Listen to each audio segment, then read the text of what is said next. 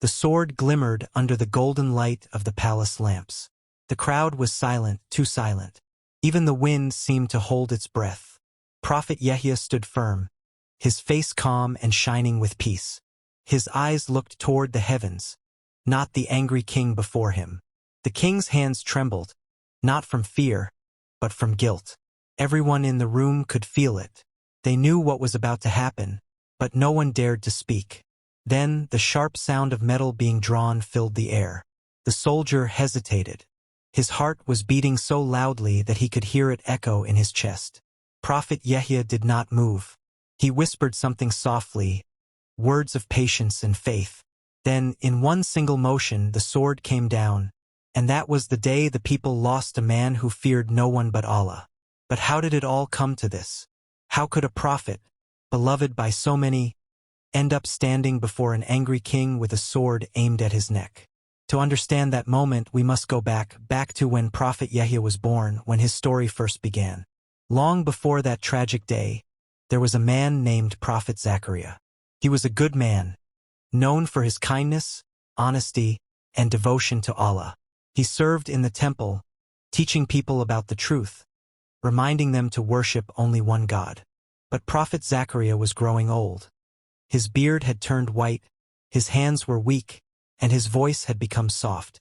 There was something that made him sad. He had no children. He had prayed for years, but his wife was barren. Still, he never gave up hope. One quiet night, as he prayed in the temple, surrounded by the glow of the lamps, he whispered, "My Lord, my bones are weak, and my head is full of gray hair, but I have never stopped praying to you. Grant me a child who will be pure, wise, and pleasing to you." It was then that something miraculous happened. A bright light filled the room, and an angel appeared before him.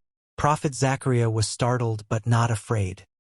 The angel spoke gently, "O Zachariah, Allah has heard your prayer. He gives you good news of a son. His name will be Yahya. Never before has anyone been given that name." Zachariah's heart leapt with joy. "But how can this be?" he asked. "My wife is old, and I am an old man." The angel smiled. "So it will be. Allah can do all things." From that day, everything changed.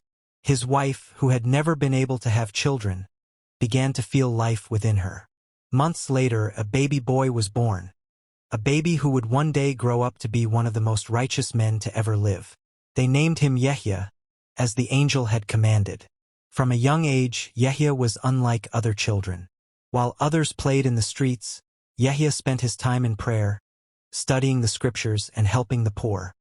He never told lies, never disobeyed his parents, and never followed the crowd. Even as a child, he loved truth more than anything else. Years passed, and Yahya grew into a man of wisdom and strength. People came from far away to hear him speak. His voice was soft but powerful. When he spoke about Allah, hearts would tremble. He taught people to repent from their sins, to be honest, and to live with kindness. The people loved him deeply, but not everyone was pleased. In the palace, a powerful king named Herod ruled over the land. He was cruel and greedy, and one day, he did something that would set off a chain of events that would lead to the darkest moment in Prophet Yahya's life. He wanted to marry a woman who was forbidden to him by the law of God. And Yahya, brave and honest, told him the truth to his face. "O king," Yahya said, "this marriage is not lawful in the eyes of Allah." Those words echoed through the palace halls and reached the ears of the woman the king wanted to marry. She was furious. Her heart was filled with hatred for the prophet who dared to speak the truth. From that day on, she began to plan. Slowly, quietly, dangerously. And one night, when the king threw a grand feast in his palace, something happened that would change everything. The palace was glowing with golden lamps, music filled the air, and laughter echoed through the grand hall. The smell of roasted meat and sweet perfume floated everywhere. It was a night of celebration. King Herod had gathered the most powerful men in his kingdom. But among all the laughter and dancing, something dark was hiding. Something that would soon bring sorrow to everyone present. At the far end of the hall sat the king, his crown shining under the light. Beside him was the woman he desired to marry, the same woman Prophet Yahya had said was forbidden to him. She smiled sweetly at the guests, but her heart was full of anger and bitterness. She had not forgotten Yahya's words. Every time she saw the king, she whispered in his ear, "He insulted you. He humiliated me. Will you just let him live?" But the king, deep inside, respected Yahya. He knew Yahya was a holy man. He had heard him speak many times and knew he never lied. So the king would always say, "Leave him. He has done no wrong." But that night, she had a plan. A plan that would twist the king's heart and force him to do something he would regret forever. As the music grew louder, she called her daughter, a young, beautiful girl, to come and dance before the king and his guests. The girl danced gracefully, her movements light as a feather, her smile bright as the moon. Everyone watched in awe. The king, pleased by her dance, clapped loudly and said, "Ask me for anything you want, and I will give it to you. Anything, even half my kingdom." The girl paused for a moment, pretending to think. But behind her, her mother leaned forward and whispered something into her ear. The girl's eyes widened, but she nodded slowly. She turned to the king and said softly, "I want the head of Prophet Yahya on a platter." The room fell silent. The music stopped. Even the king's smile disappeared. His hands began to shake. "What?" he said, his voice trembling. "Ask for something else, child. Anything else, but not that." But the girl only repeated, "I want the head of Prophet Yahya." The king's heart sank. He felt trapped. All the noblemen were watching him. If he refused, he would look weak. If he agreed, he would be killing a man of God. He looked at the girl, then at her mother, her eyes cold and full of triumph. Slowly, he gave a small nod. "So be it," he whispered. A soldier was called. He bowed before the king, waiting for orders. The king's voice broke as he said, "Go, bring me the head of Yahya." The soldier hesitated. "Your Majesty," he said softly, "Prophet Yahya is a righteous man.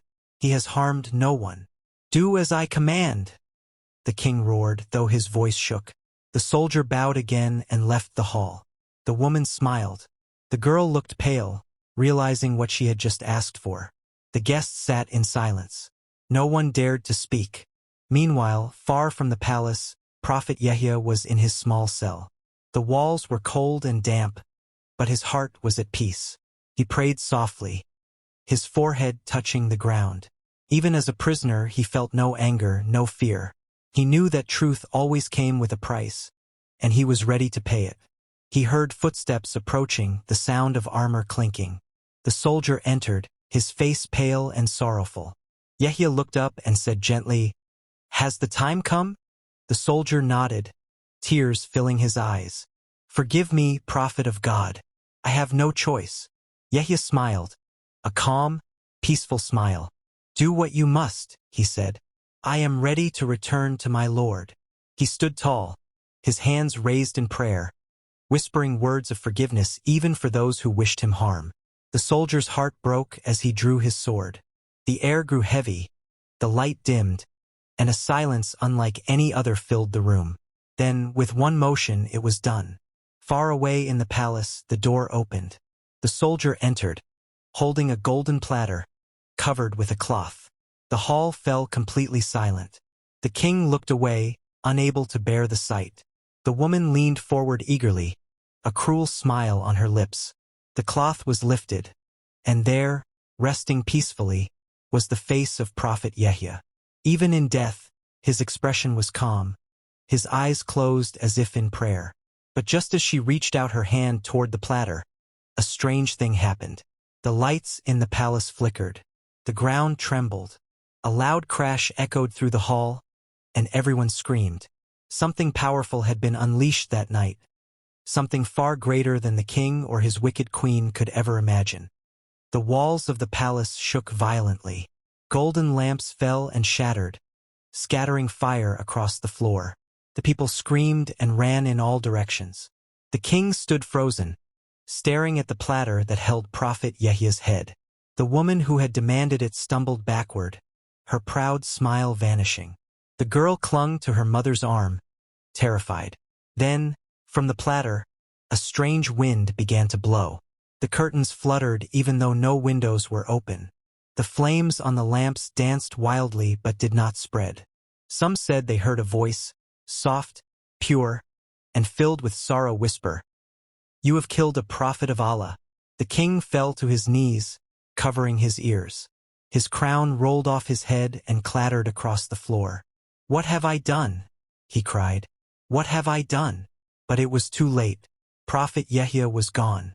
The soldier who had carried out the order stood in the corner, tears streaming down his face. He dropped his sword and left the hall, never to serve the king again. The once grand palace felt heavy and cold, as if joy itself had vanished from its walls. Days turned into weeks, and the kingdom began to change. The sky grew darker, the crops failed, and people began to whisper that Allah's anger had fallen upon them. The king could not sleep. Every night he dreamed of Yahya, standing before him silent but watching. Each morning, he woke up trembling, drenched in sweat. The woman, too, could find no peace. Her heart, once full of pride, now felt hollow and haunted. Her daughter, who had danced so joyfully that night, refused to leave her room again. The laughter in the palace was gone. Only guilt and fear remained. Meanwhile, outside the palace, people were mourning. Prophet Yahya had been loved by everyone. They cried for days, remembering his kindness and his words of truth. Many said, "He was fearless in speaking what was right. He feared no man, only Allah." His story began to spread far and wide, reaching distant towns and villages. Even people who had never met him were touched by his courage.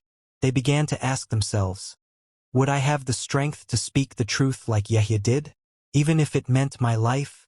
As the days passed, Prophet Yahya's story reached another prophet who lived nearby, Prophet Isa, Jesus, peace be upon him. When Isa heard what had happened, he wept deeply. He had loved Yahya like a brother. Yahya had once baptized him in the river, a sign of purity and devotion to God. Now, the one who had guided so many was gone. Prophet Isa prayed for Yahya and his people.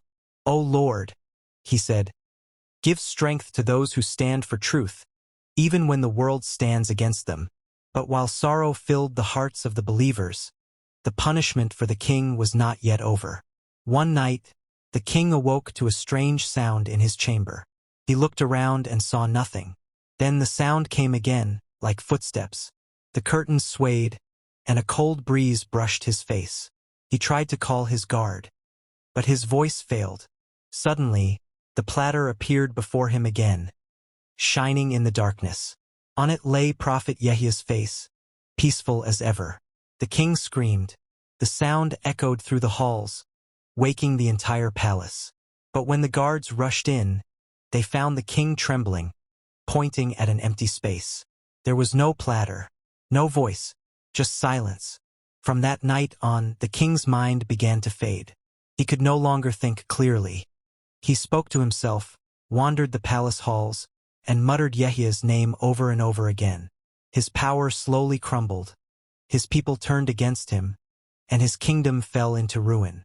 And yet, Prophet Yahya's name lived on. Parents told their children about the man who spoke the truth fearlessly. People prayed for his soul and sought to live by his example. His story became a lesson that echoed through generations. Never fear men more than you fear Allah. Speak the truth no matter the cost. But the story did not end there. Something unexpected was about to happen. Something that would shake the hearts of the people once more.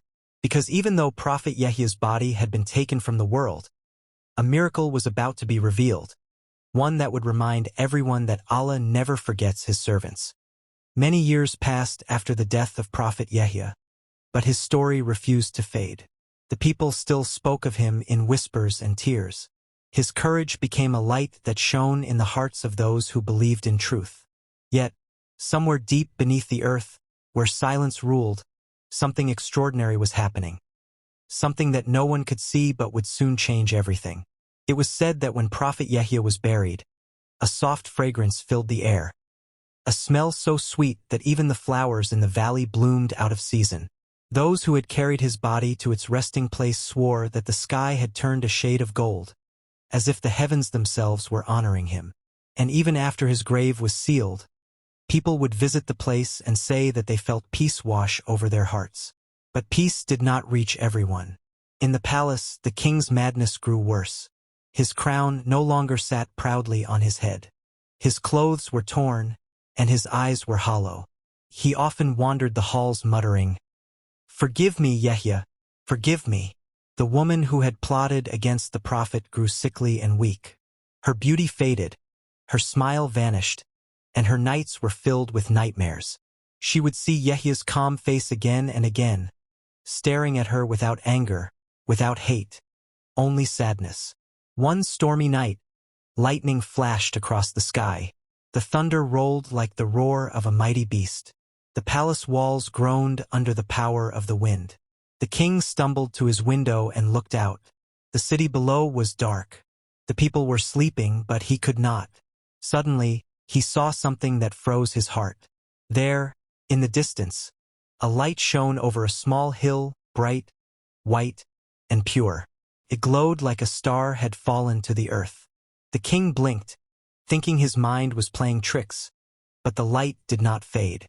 It hovered over the place where Prophet Yahya had been buried.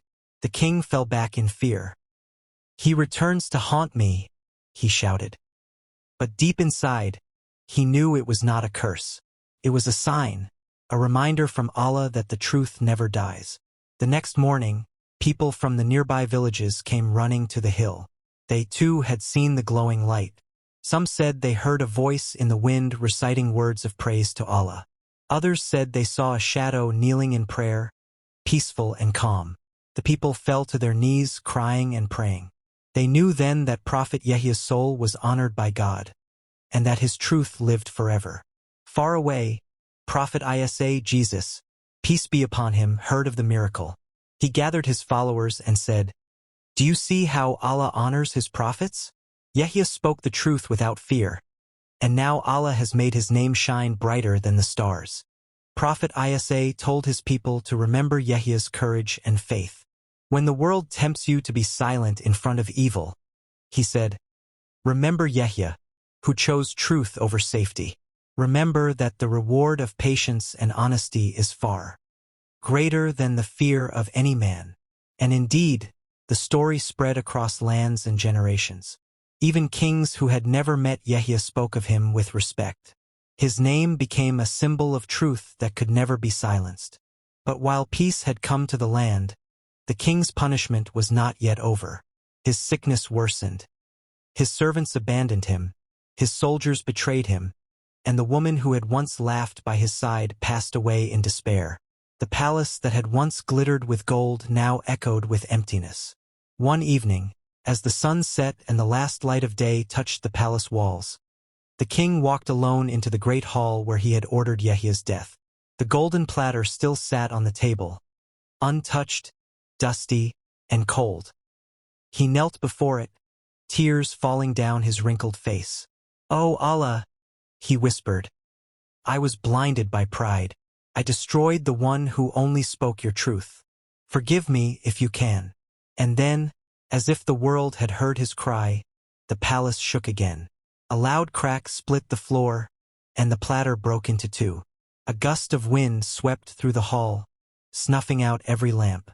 The king's cry echoed once, and then was gone. When the servants found him the next morning, he was lying still, his face turned toward the sky. After his death, people said no ruler ever dared to rule unjustly in that land again. Prophet Yahya's truth had outlived them all. And yet, the story of Prophet Yahya did not end there. For years later, something else happened. Something that proved that Allah's miracles never truly cease, and that the legacy of his prophets continues to touch hearts long after they leave this world. A group of travelers, lost in the desert, stumbled upon a place where a cool breeze blew though no water flowed and no trees grew. There, they found a hidden spring, and what they discovered beside it would make even the hardest hearts tremble in awe. The travelers were a small group of men, merchants journeying across the hot, endless desert. The sun was burning above them, and their throats were dry from thirst. Their camels groaned from exhaustion, and the men feared they would not survive another day without water. They had been walking for hours when one of them, an old man with sharp eyes, pointed ahead. "Look!" he shouted. "Do you see that light?" At first, the others thought it was just the sun playing tricks on their eyes. But as they came closer, they saw it. A faint glow shining from the ground, steady and soft, like moonlight resting upon the sand. Hope filled their hearts. They hurried forward, praying that it meant water or shelter. When they reached the spot, the sand felt cool beneath their feet. Suddenly, a soft wind blew, and the ground before them began to shimmer. They heard a sound, a gentle bubbling, and to their amazement, clear, fresh water began to rise from the earth. They fell to their knees, thanking Allah again and again. They drank deeply, their thirst gone, their bodies renewed. As they rested, one of the men noticed something strange. Just beside the spring was a small mound of sand, covered with a few smooth stones. There was something peaceful about it. So calm, so still. The old man walked closer and said, "This is no ordinary place. I feel something holy." That night they decided to camp there. The stars sparkled above, and the air was cool and sweet.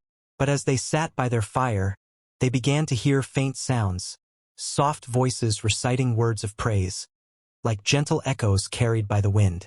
The travelers looked around, frightened, but no one was there. The old man closed his eyes and listened carefully. "Do you hear that?" he whispered. "It is the voice of a righteous man." As dawn broke, the travelers gathered their things to continue their journey. Before leaving, the old man placed his hands on the mound and prayed, "O Allah, bless whoever rests here. He must have been one of your beloved ones." When they returned to the city weeks later, they told people of the spring they had found and the strange peace they had felt. Scholars came to see it, and soon they discovered that the spot was the resting place of Prophet Yahya, the prophet who had spoken the truth and given his life for it. The spring beside his grave was a sign from Allah, a sign that though Yahya's body had returned to the earth, his spirit continued to give life to those who believed. From that day, people from far and wide came to visit the place. Some came in tears, seeking forgiveness. Others came in awe to pray and remember the lessons Prophet Yahya had taught. They built a small shrine there, not to worship him, but to honor the message he lived for, the message of truth, patience, and devotion to Allah. Generations passed, but the spring never dried. Even when the desert winds swept hard, the water remained clear and sweet. It became known as the Well of the Honest One. And the story of Prophet Yahya continued to echo across the world. Mothers told their children how he had spoken against a powerful king and refused to lie, even to save his life. Teachers reminded their students that bravery was not in fighting wars, but in standing for truth. Prophet Isa, Jesus, peace be upon him, often told his followers, "Remember Yahya, the man who feared no man but Allah. His voice was soft, but his heart was strong. His words still live among us." And truly, his words did live on. For every person who chose honesty over deceit, for every heart that stood firm in faith even when the world mocked them, Prophet Yahya's spirit was there, like a whisper of courage that reminded them, truth never dies. The story of Prophet Yahya teaches us that power, fame, and wealth fade away, but faith and truth last forever. No matter how dark the world may seem, the light of truth always finds a way to shine again, just as that spring appeared in the heart of the desert. And perhaps, somewhere in this world, there still lies a quiet spring of clear water, hidden under the sands of time, guarded by peace, blessed by Allah, and carrying the memory of the prophet who lived and died for truth. Because Prophet Yahya's story is not just about his death. It is about the victory of truth over lies, faith over fear, and light over darkness.